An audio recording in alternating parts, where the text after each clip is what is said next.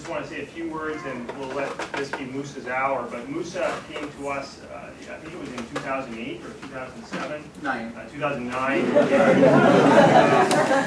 don't know the exact year, but Mousa came with degrees from Israel. He has two undergraduate degrees, one in environmental studies, one in environmental science, a teaching-related degree, and a technical degree from the Technion, right? And then he did a master's degree at Ben Gurion University, also in environmental sciences, where he looked at pollutant transport, particularly involving nutrients in Israel. He came here to work on a Fulbright scholarship with Aaron Wolf, which he did for a year and a half, and then started working on a project with us, which you'll hear about on stream temperature. In addition to all of Mousa's technical background, he's a real active citizen and active in numbers of different communities. I know that Mousa has been very involved in dialogue between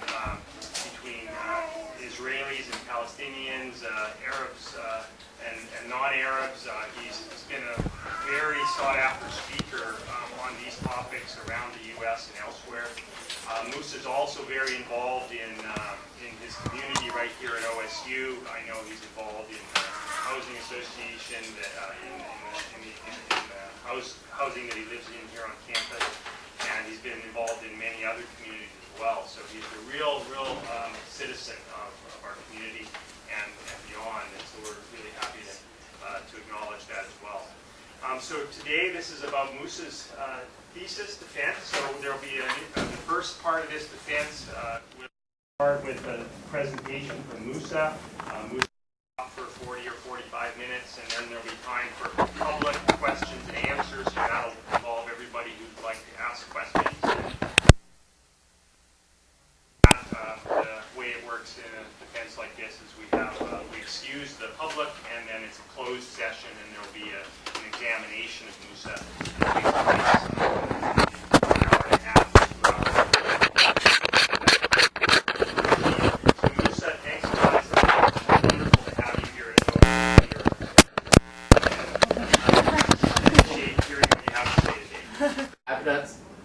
And there have been few changes and few studies. I'm saying a few, just to be modest about it. And specifically in the Pacific Northwest, because of the changes that happened over the past 150 years, and we can track these changes. If we're going to talk about stream temperature, there are a couple of factors that impact or influence the stream temperature. Climate conditions, that includes air temperature, humidity, cloudiness, and wind speed. We are talking about our plant vegetation, the density of the tree, of the canopy, the height of the trees. We're talking about the boundary conditions of the water coming in, upstream of the tributaries, groundwater inflows, all are important.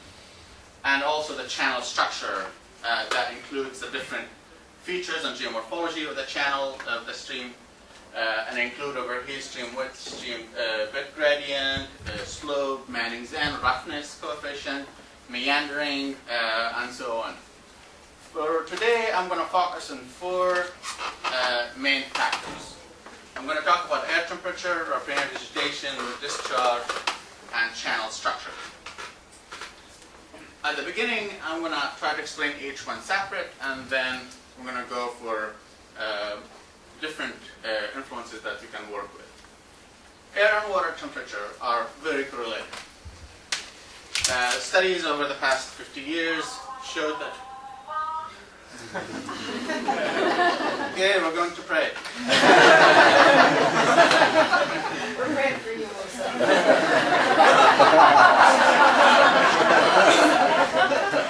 So, water temperature is correlated with air temperature. Few studies found that there is a linear correlation. Over here we have the y-axis is the water temperature, and the x-axis is the air temperature. The uppermost graph is on a daily basis, weekly, and the last one is a monthly. Other studies found that there is non-linearity in this correlation. It's not always linear. Correlation with discharge is an inverse correlation. The higher the discharge, the lower the temperature. The temperature over here is in the y-axis, and the discharge is in the x-axis. And you can see there's an exponential inverse relationship between discharge and temperature. In Oregon, California, Pacific Northwest in general, many places in the world, timber harvest has been a huge factor in climate, in stream temperature. Sherry Johnson and Julia Jones already reported with the paired watersheds that removing the riparian vegetation because of timber harvest is going to increase the maximum of the stream temperature. And they found that it's going to increase it by about 7 degrees, which is huge for small streams. Mining. I'm going to talk about the John Day River because this is my study site. Mining in the John Day, it changed the environment rapidly. It changed the riparian vegetation, it changed the channel structure, and the main impact of mining is straightening the channel and removing the riparian vegetation. In this photo from the 1940s, from John Day River, the river used to be meandering in the middle of the valley floor, and you can see from the blue line over here, and the riparian vegetation around it. In 2005, the stream was pushed all the way to the edge of the valley floor, and the stream just moved without meandering, was straightening. The big question that we're having today is what's going to happen in the future. We are talking about climate change, we're talking about changing in the hydrology, changing in the channel structure. So what's going to happen with temperature in the future? Mentioning climate change, it's no big deal to explain what's going on. I think everybody here agrees that climate change is happening and the air temperature is increasing. Two main emission scenarios that have been talked about are A1B and B1. A1B has higher emission scenarios than what we have today, which means the red line, the red band, it was producing higher air temperature. And the y-axis over here is air temperature, and the x-axis is time. So with time, air temperature is projected to be increasing. In the Pacific Northwest, specifically in Oregon and Washington, Idaho, Montana, this map, this is a projection that the increase between the 1990s and the second half of the 21st century, showing that there are 4 degrees increase in air temperature. Air temperature is now alone. Hydrology is also changing.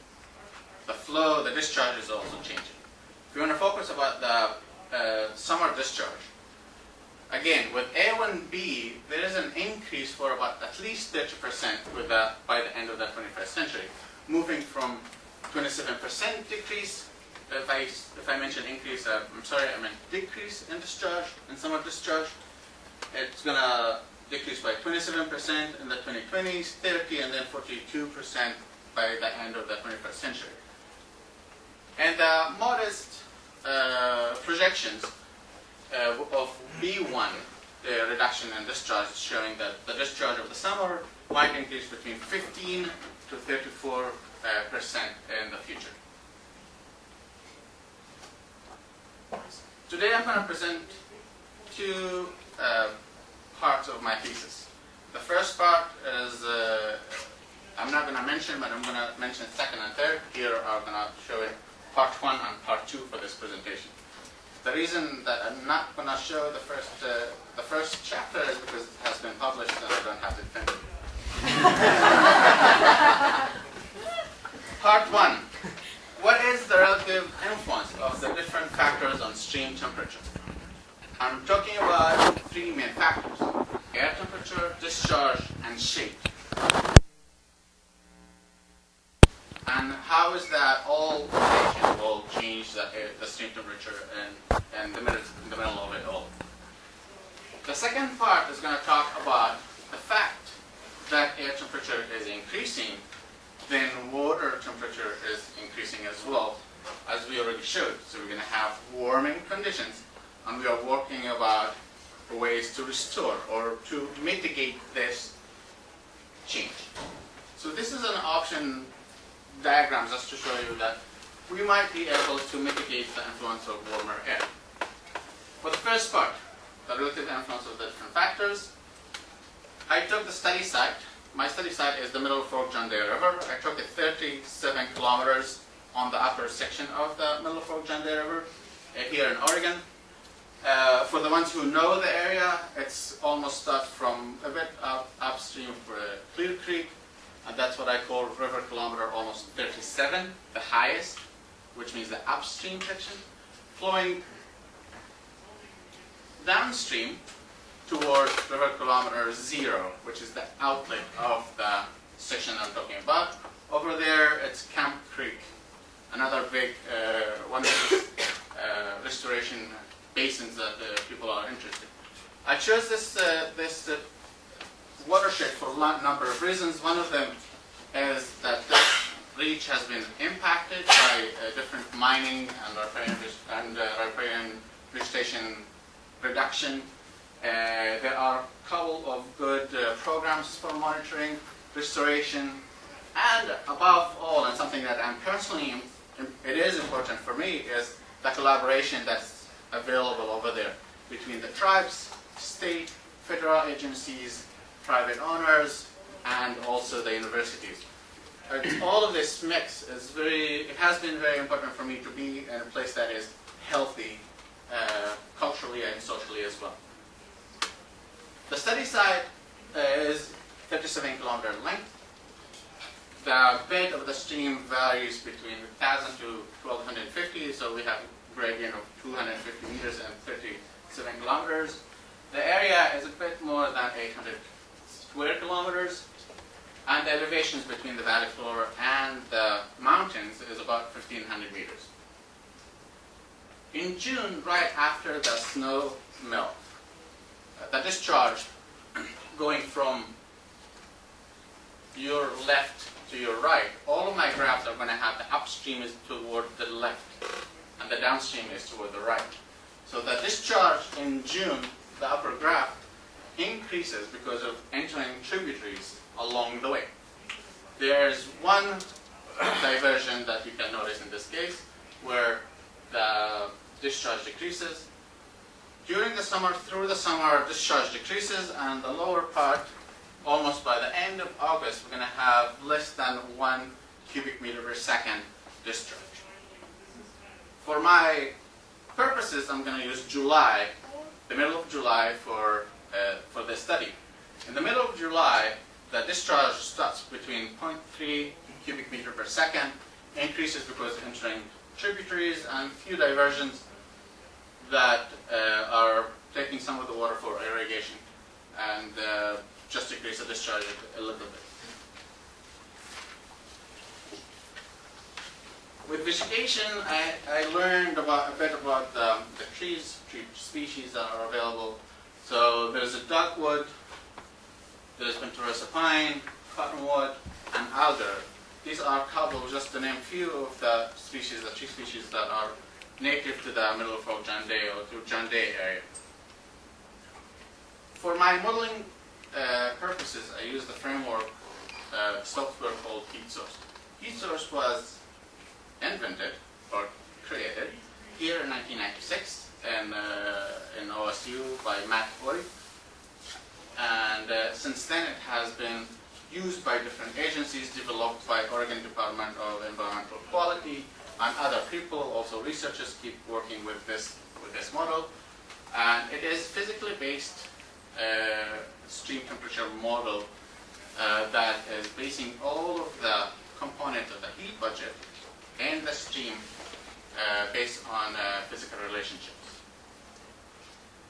This is just a snapshot of how heat source works. We can talk about it, but not for today. Let's simplify it, and actually I made these graphs, these cartoons, because I needed to explain this to my family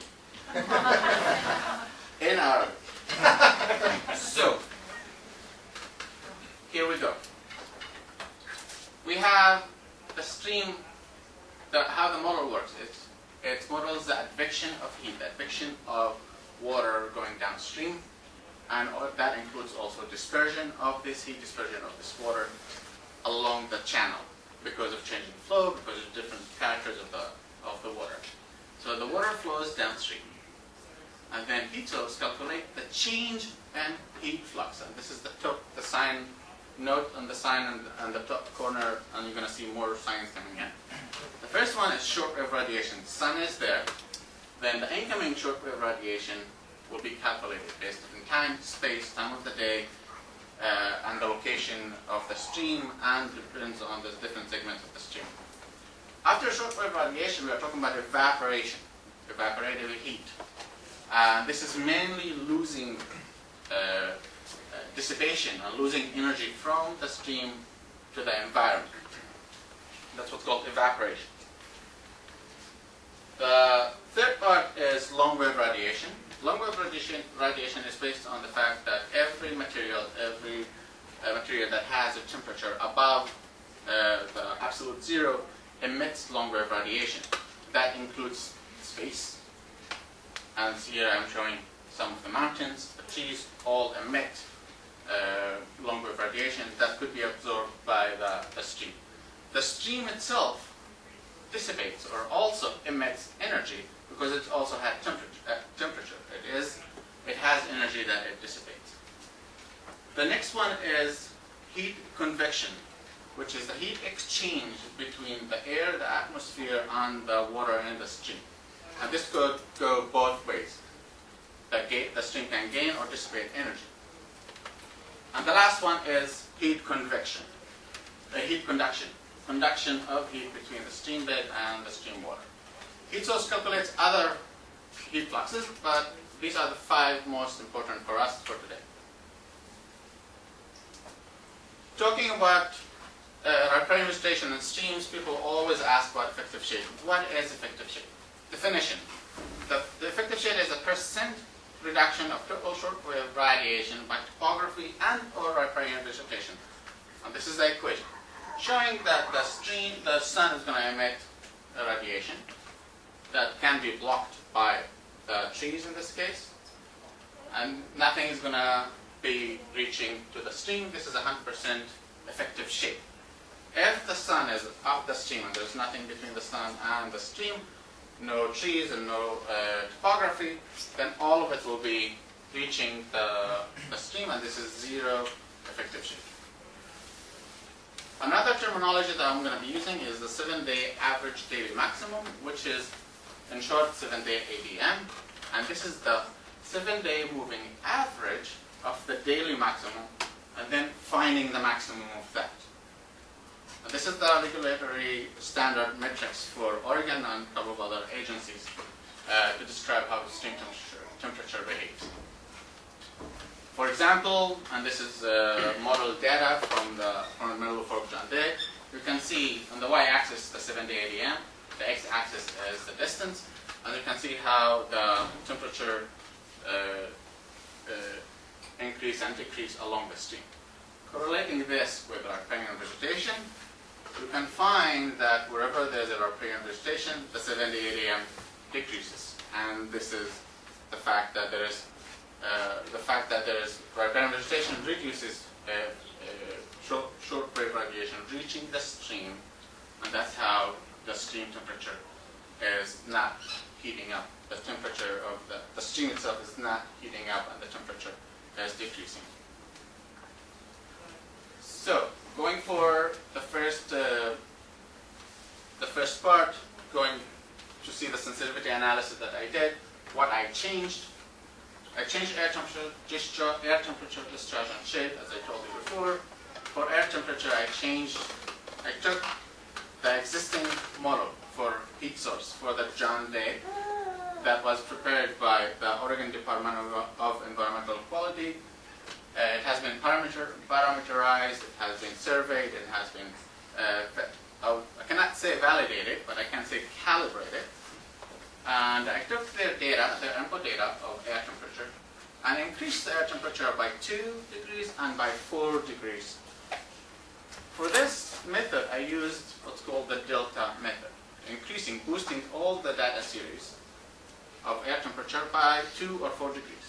In the x-axis here, you have time of day, and the y-axis is air temperature.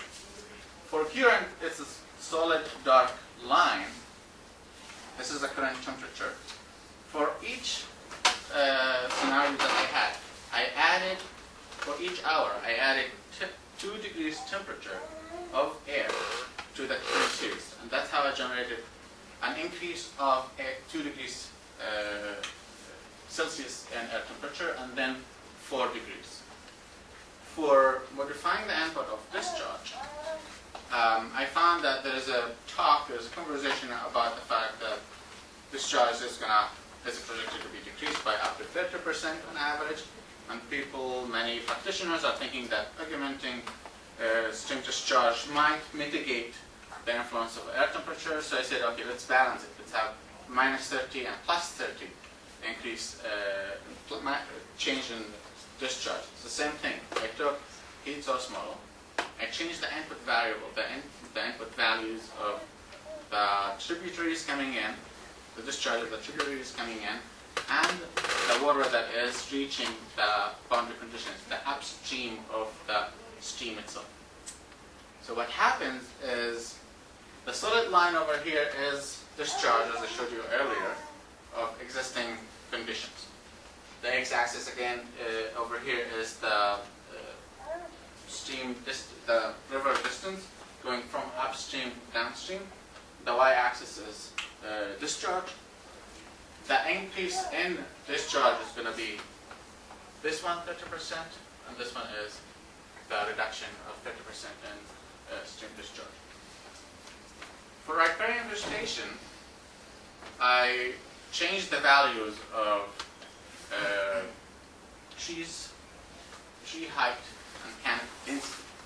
The tree height that you could find in the middle of foreground day, I'm going to show you a few pictures, could range from shrubs that are up to 1 meter height and trees that are about 30 or 40 meters high. The density of the canopy could vary depends on where the tree stands are and how the structure of the forest is.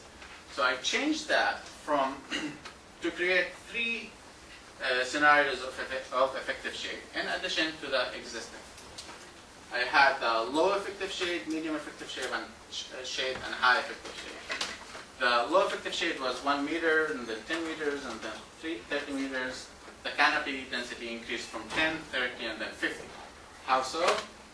This is, for example, shrubs conditions. And I don't think the vegetation over here is more than 1 meter, maybe half a meter. If you talk about this one, this might be up to 5 meters. The density of the canopy, you can say that it's spaced, so it's spread around. Another condition you can find is this one, where the river is in the middle and the trees are really high. I'm talking about at least 40 meters over here. Or you could have really dense canopy, really dense forest. So the values that I created are real. They are there. It's not fiction. Heat source calculates the effective shade, as I explained earlier, and this is the effective shade of existing conditions. The x-axis is distance, y-axis is percentage of effective shade, and this is the low effective shade conditions, medium effective shade conditions, and high effective shade conditions. Results. I'm going to explain results one by one. Changing air temperature. If you change air temperature, increasing air temperature, water temperature is going to increase. That on average is between 1 to 2 degrees increase in the 7-day area. This is kind of nothing new over here. What happens is increasing air temperature increases the water temperature because it works on evaporation. It changes evaporation, changes long wave radiation, and changing the convection between the stream and the air. With discharge, increasing discharge should to reduce the 7-day AM. This is the discharge, high discharge conditions, and this is the low discharge conditions. And this is again nothing new over here. But we got to a situation, so we have a half a degree increase to 1 degree increase. But we got this situation over here where increasing discharge actually increased stream temperature. that was new almost. We could not think about ways to do it like right on the spot, and we had a couple of speculations of why heat budget-wise this is important and this could happen. So to go to change in temperature, temperature, as I said, is how much energy, how much heat you have in a volume of water. Then the change in temperature is going to be the result of changing either the heat budget or the volume of water. So let's change the water volume, temperature decreases. But what if you have what if you have increased the water volume but increase it with hot water, warm water? So you don't change much in stream temperature. So this is not the reason over here that this happens. What happened in this condition is where we have shade, if you increase the velocity, if you increase the discharge, you increase the velocity, which means the travel time, which is how much time it takes for the water to cross a certain section, also increases. You have faster water going, like zooming across shaded section, which means it does not cool much. And if you have a less discharge, the water is slower, the water stays there for a longer time, and then it's going to lose and dissipate more energy. Let's see if this is true. I went and tried to put with effective shade, correlate that with effective shade, and true, that was correct. It was correct in the upper section where the stream was narrower.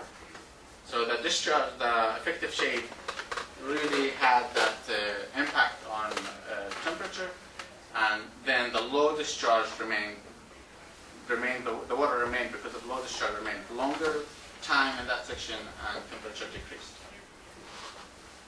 With increasing the effective shade, with reducing the effective shade to low effective shade conditions, the 7-day ADM increased.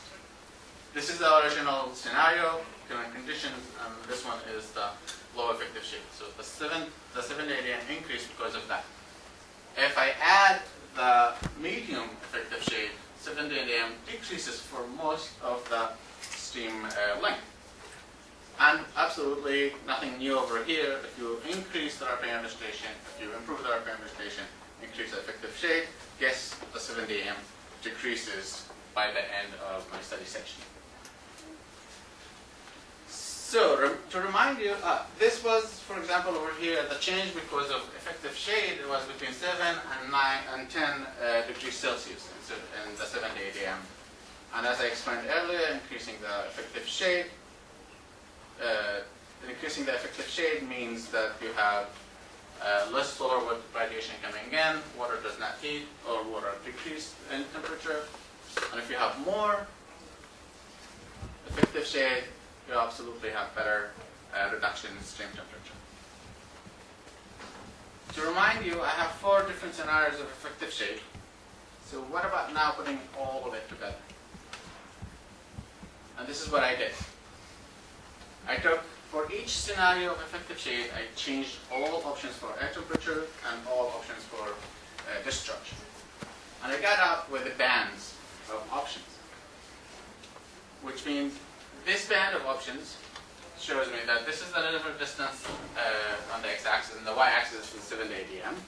And you can see distinct separation of the 7-day ADM according to the riparian vegetation, which means if you have a low effective shade, doesn't matter what temperature, what air temperature is, and what discharge is, it's going to be always higher than normal, always higher than the current conditions.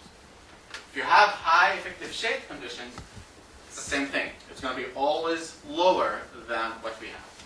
If you have a medium effective shade, then it varies. And this is the whole range of options that we have. So let's take a section of this, just cross section of this. Because here I have 36 different scenarios. I'm not going to show you 36 different scenarios. I'm going to show you something is different. And the x-axis over here is the effective shade, going from 0 to 70% almost, because this is the maximum I got in that site specifically.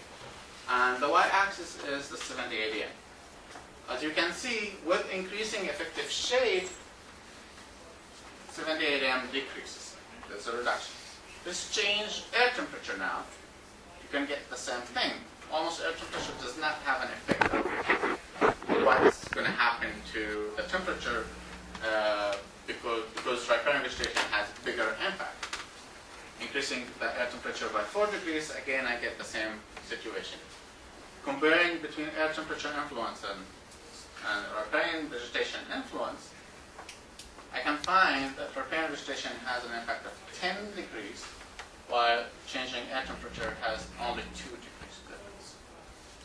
I did the same thing with discharge, and I found that discharge only changes the 70 ADM. If I change the discharge between plus and minus 30%, the maximum change in temperature is going to be 1 degree only, relative to comparing that to the impact on the effective shade, which is 10 degrees, which is 10 times more.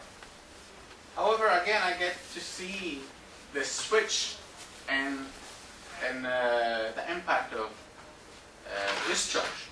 And this switch happened when I have 50% effective shade. Then, increasing discharge will increase temperature as effective shade increases. And that was new. That was new to show this. And this way, this is kind of new to the scientific community, I guess, because I did not see these values before. So, the take-home message. Shade has a bigger impact than any other factor, air temperature or flow. Impact of air temperature is higher than flow. And then I found that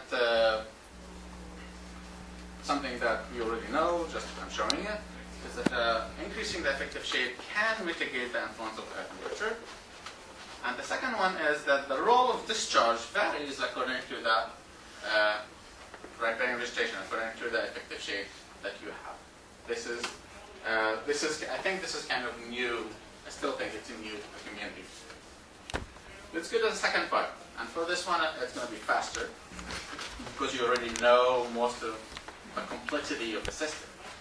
So I'm going to increase the air temperature and then try to do restoration and see what's going to happen. In this situation, I'm changing only air temperature, the riparian vegetation, different scenarios, and then the channel structure. I took the same middle fork as a whole, but I focused on 1.5 kilometers section that is currently strict, almost, because of past mining activities that happened, that dredge mining that channelized the channel, the stream, and also because of the timber and including the mining activities, there's no trees, almost no vegetation in this section. What they are suggesting to do, if I take this current conditions and the legend over there showing different values of tree height or riparian vegetation height and densities, and most of them, as you see, is kind of light green, that is showing between 1 to almost 4 meters high riparian vegetation tree height, and the canopy density is between 10 and 70%. It's like very low impact, very low riparian vegetation and the effective shade. The one scenario that could be done is just restoring the riparian vegetation. The scenario that is suggested, however, is C, which means in this scenario is adding meanders to the stream, and in order to mimic the original conditions, and then planting few trees that could reach the riparian vegetation, could reach medium and high effective shade. The medium effective shade that I'm working with is going to be 5 meters high and 70% canopy density, and the high effective shade is 30 meters high and 50% canopy density. And these things, as I told you, these are the existing values. So what is expected to happen? If we have straight channel, the velocity is going to be high. The stream velocity is going to be high, and the water is just going to zoom in and get in and out of the section. What we're suggesting is two things: adding meanders and deepening the channel. Adding meanders is going to make a longer channel, and it's going to be deeper. But they are also just suggesting to have a narrower channel. So three changes: longer, narrower, and deeper. All of that together is going to create a velocity that's going to be, the result of that is going to be lower than what exists right now. So to summarize it, we have longer channel, narrower channel, deeper channel, and slower velocity. I summarize it for you all over here.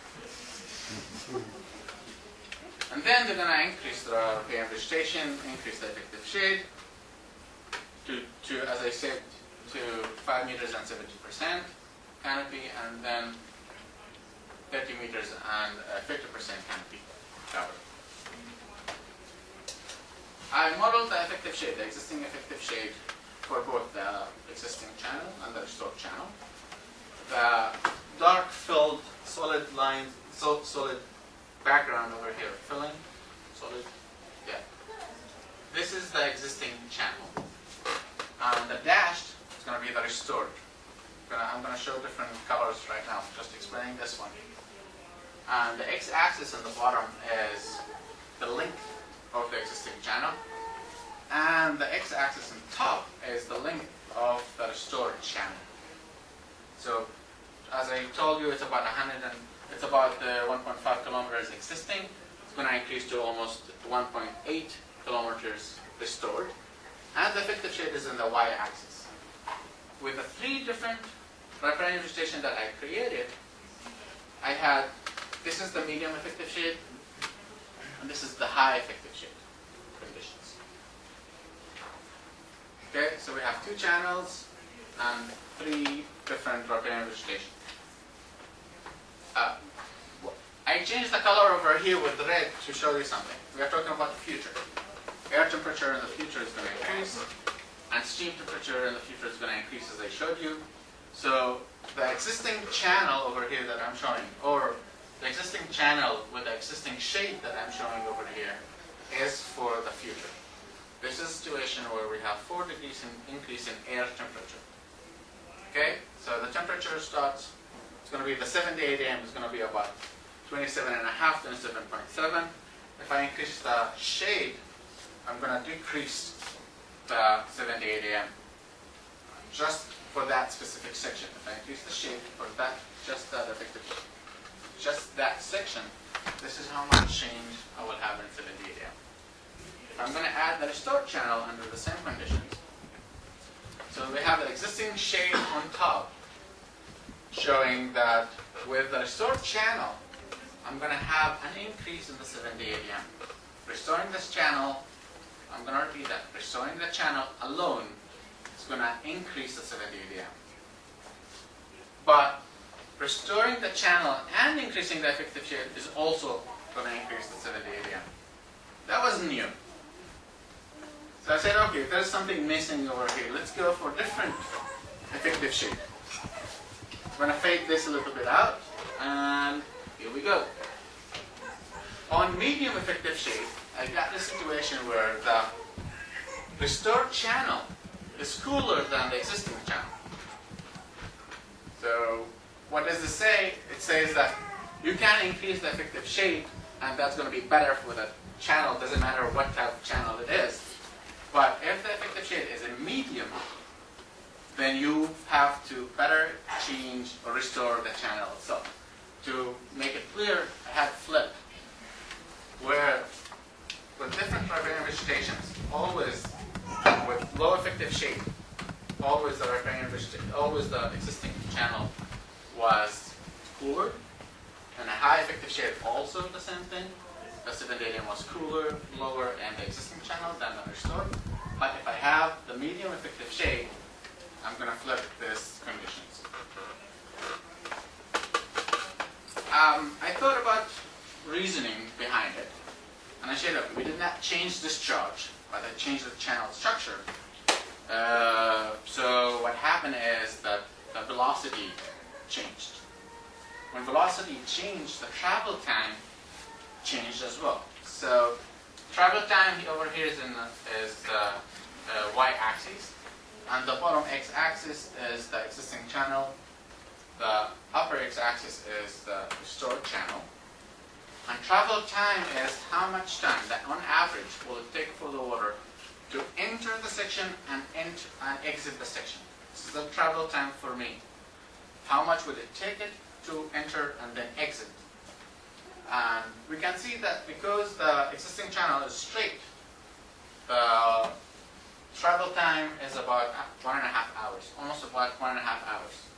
Increasing the channel's meanders, increase the length of the channel with the restored one, and decrease its velocity, the travel time increased by an additional half an hour.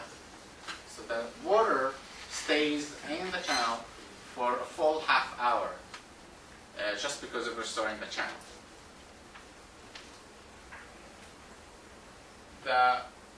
This was important when I wanted to know how much heat has been accumulated in the existing or the restored channel.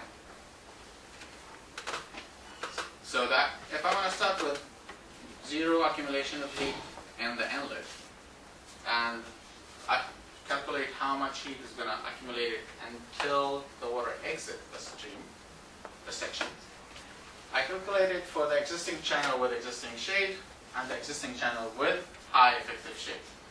What happens is because of the lack of riparian vegetation, the lack of shade, the stream accumulates heat all the time. That's one of the reasons why the 7 to 8 AM increases. And this is the zero line where it's going to be important very soon. And the existing channel with high effective shade shows that the stream actually does not accumulate because this is a negative value. The stream actually dissipates energy going through this channel because of high effective shade. If I add the restored channel, I will find that the restored channel with existing shade, which is low effective shade, accumulates more heat along the channel. But it also dissipates less than the existing. And what this is kind of, this is one of the things that, you get the aha moment of, okay, so what happens near the zero? And this was the medium effective shade. With medium effective shade, the existing channel continues to accumulate heat. And that's the reason why it caused it to increase the 7 ADM. However, with the restored channel, for most of the section, for almost about 2/3 of the section, the channel actually dissipates heat, does not accumulate. Once it dissipates more, that means that its temperature decreases. And this was the explanation of why the medium effective shade is better than, it's better with restored than existing. You have enough time over here to dissipate energy higher than what you have with the existing channel. The take-home message number 2. Shade has the greatest influence on stream temperature. Yeah, you know that. Restoring the channel alone may cause warmer stream. We could show that.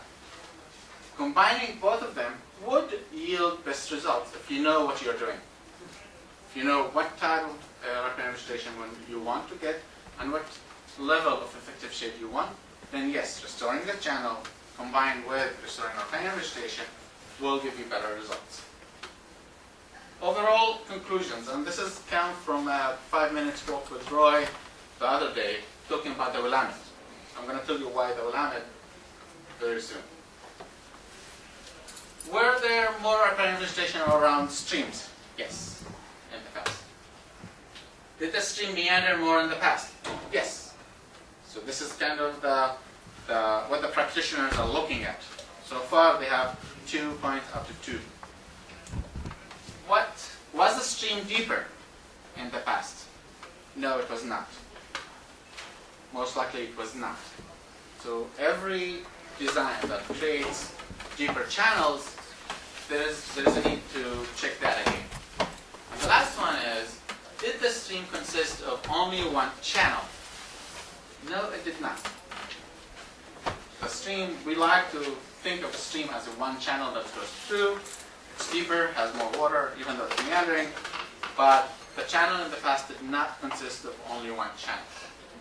So, what does this mean? For restoration, you cannot talk about one channel, how can I say, one child per couple in China. You cannot talk about having the floodplain with only one channel. There's a need to switch of the, in the brain for practitioners that this is not the deal. You need to think of more channels, shallow channels. Yes, straight line vegetation, for sure. Yes, more meandering, but not one channel only. Further questions that would be asked to continue this research. The first one is where to restore. I picked this site because somebody picked it.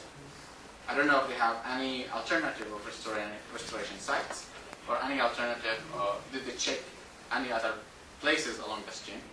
So where can you restore? Maybe we need to check this again.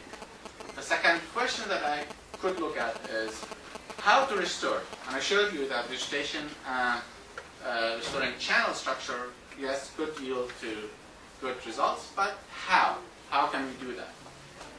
Then, is there enough data on the ground to favor either restoration strategy? I'm not sure we know the answer to this one. We need to discuss it more. And how will thinning influence stream temperature? And I think people are already working on this one right now. But I had it in my mind to see if you want to continue timber harvest, if you want to continue fighting fires. So how can we do that without